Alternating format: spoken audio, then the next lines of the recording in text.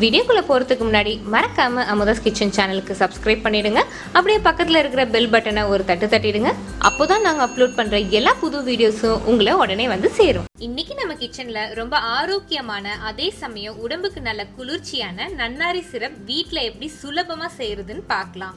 இந்த சிரப்பை வச்சு நல்ல சில்லுன்னு நன்னாரி சர்பத் எப்படி தயார் செய்கிறதுன்னு கடைசியாக பார்க்கலாம். வாங்க இதை செய்ய ஆரம்பிக்கலாம். 50 கிராம் நன்னாரி ரூட் எடுத்திருக்கேன். அதாங்க நன்னாரி வேர்.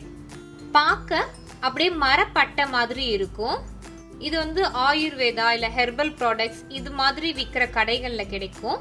இல்லைன்னா வைத்தியர் கடை, நாட்டு மருந்து கடை இந்த மாதிரி கடையில கூட கிடைக்கும். இதை 3 வாட்டி இல்லைன்னா நல்லா தூசு போற வரைக்கும் அலம்பி எடுத்துக்கலாம். அலம்பின தண்ணி எல்லாம் வடிச்சிட்டு எடுத்திருக்கேன்.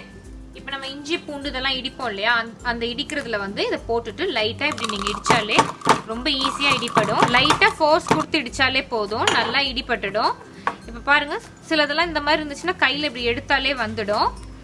இப்போ இந்த பார்ட் வந்து நமக்கு தேவையில்லை, இந்த சென்டர் பார்ட்டு இதை தூக்கி போட்டுடலாம். இதை மட்டும்தான் நம்ம எடுத்துக்க போகிறோம். இதே மாதிரி மற்ற எல்லாத்தையும் இடித்து எடுத்துக்கலாம்.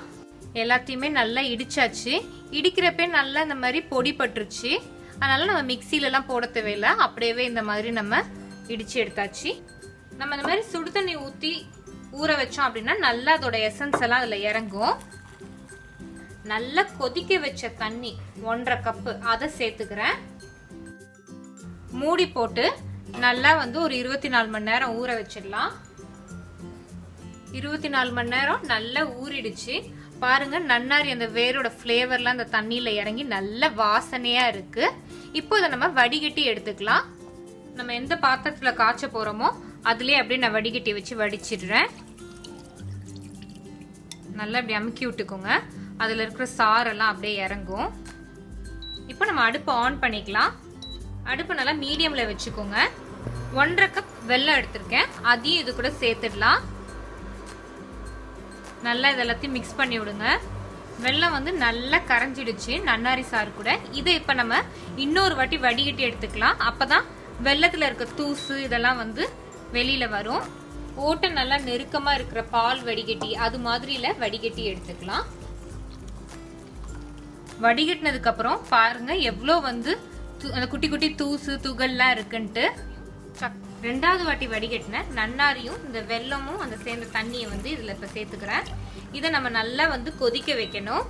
அடுப்பை மீடியமில் வச்சுக்கோங்க. வெல்லத்தை நம்ம நன்னாரி சாரில் கரைச்சி வச்சோம் இல்லையா, இது வந்து 400 ml வந்து இருக்கு. பக்கத்தில் நின்று கிளறி விட்டுக்கிட்டே இருங்க, இல்லாட்டி டக்குன்னு வந்து பொங்கி ஊற்றிடும். 10 நிமிஷத்துக்கு அப்புறமா ரொம்ப கவனமாக இருக்கணும். கம்பி பதம் சட்டுன்னு ஃபார்ம் ஆகிடும். கரண்டில கொஞ்சமா எடுத்து நல்லா ஆற வச்சுட்டு கை விரல்ல இந்த மாதிரி எடுத்தா பார்க்க அப்படியே ஒரு நூல் மாதிரி இருக்கும். அதாங்க ஒரு கம்பி பதம்.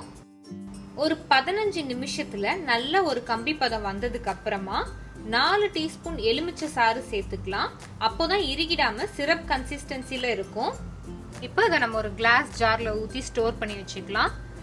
நல்லா ஆறுனதுக்கு அப்புறம் தான் இதை வந்து ஊத்தி கிளாஸ் ஜார்ல ஸ்டோர் பண்ணணும். 250 ml சிரப் வந்து இந்த நன்னாரி சிரப் நமக்கு கிடைச்சிருக்கு. இப்போ ஒரு கிளாஸ்ல நமக்கு வேணுங்கிற அளவு ஐஸ் கியூப் சேர்த்துக்கலாம். இப்போ நம்ம தயாரிச்ச நன்னாரி சேர்த்துக்கலாம். 2 டேபிள் ஸ்பூன் நான் சேர்த்துக்கிறேன். இந்த அளவு கரெக்டா இருக்கும். இல்லைன்னா உங்களுக்கு வேணுங்கிற அளவுக்கு நன்னாரி சிரப்பும் தண்ணியும் சேர்த்துக்கலாம். அப்புறமா வேணுங்கிற அளவு தண்ணி, நான் 1 கப் தண்ணி சேர்த்துக்கிறேன்.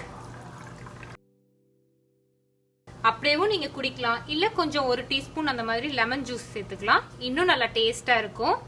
இது எல்லாத்தையும் நல்லா மிக்ஸ் பண்ணி விட்டுறலாம். அவ்வளவுதான், நல்லா சில்லுன்னு அதே சமயம் உடம்புக்கு ஆரோக்கியமான நன்னாரி சர்பத் தயாராயிடுச்சு. இதை நீங்களும் உங்க வீட்டுல ட்ரை பண்ணிட்டு உங்களுக்கு எப்படி வந்துச்சு அப்படிங்கறத கீழே கமெண்ட்ஸ்ல சொல்லுங்க. இன்னும் நிறைய இந்த மாதிரி ரெசிபிஸ் தெரிஞ்சுக்க அமுதாஸ் கிச்சன் சேனலுக்கு சப்ஸ்கிரைப் பண்ணுங்க.